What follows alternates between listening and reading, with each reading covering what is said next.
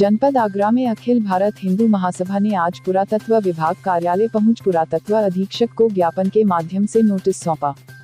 वहीं अखिल भारत हिंदू महासभा के युवा प्रदेश अध्यक्ष ब्रजेश भदौरिया ने कहा कि हमने आरटीआई के माध्यम से एएसआई गवर्नमेंट ऑफ इंडिया को ताजमहल में जो नवाज हो रही है वह किसी आदेश हो रही है क्या, किसी मुगल शासन के आदेश से या ईस्ट इंडिया कंपनी या ब्रिटिश के ऑर्डर से या भारत सरकार के आदेश थे, किस आदेश से नमाज अदा की जाती है। तो उसके जवाब में हमें आरटीआई में लिखकर भेजा गया, ऐसा हमारे पास कोई आदेश मौजूद नहीं है। तो इसी को लेकर आज हमने बाई हैंड एक नोटिस दिया है और कहा कि इस नमाज को बंद किया जाए और साथ ही हमारा पावन पर्व शिवरात्रि आ रहा है तो पर्व पर हमें तेजो महालय के अंदर जलाभिषेक करने की अनुमति दी जाए।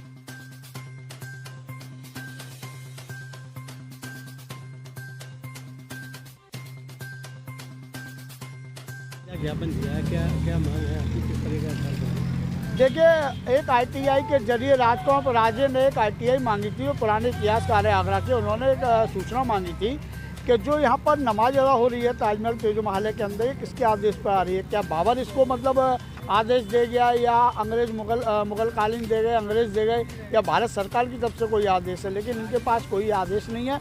इन्होंने कहा इस आदेश संबंधी कोई भी तथ्य हमारे पास मौजूद नहीं है। जब इनके पास कोई तथ्य मौजूद नहीं है तो लिहाजा इस पर कोर्ट संज्ञान ले इस मामले को और इस पर रोक लगाई जाए। अगर इस पर रोक नहीं लगा रही है तो जब हम आरती करने आते हैं, पूजा करने आते हैं, तो हम पर मुकदमे क्यों। तो हमारे आज ज्ञापन दिया है, ज्ञापन के माध्यम से हम लोगों ने इन सबको सूचित कर दिया गया और माननीय न्यायालय की शरण में हम लोग 10 तारीख को केस फाइट करने जा रहे हैं, जिसमें हिंदू महासभा वादी बनेगी।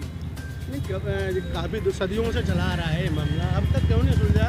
तो इनको नमाज पढ़ी जाती है और हिंदू जाते हैं पूजा करने के लिए, तो इनको क्यों रोका जाता है? मैं यही तो आपसे कह रहा हूँ ना, ये तो मैंने आपको जवाब दे दिया कि जब इन पर कोई भी लिखित आदेश नहीं है तो ये नमाज अदा क्यों की जा रही है।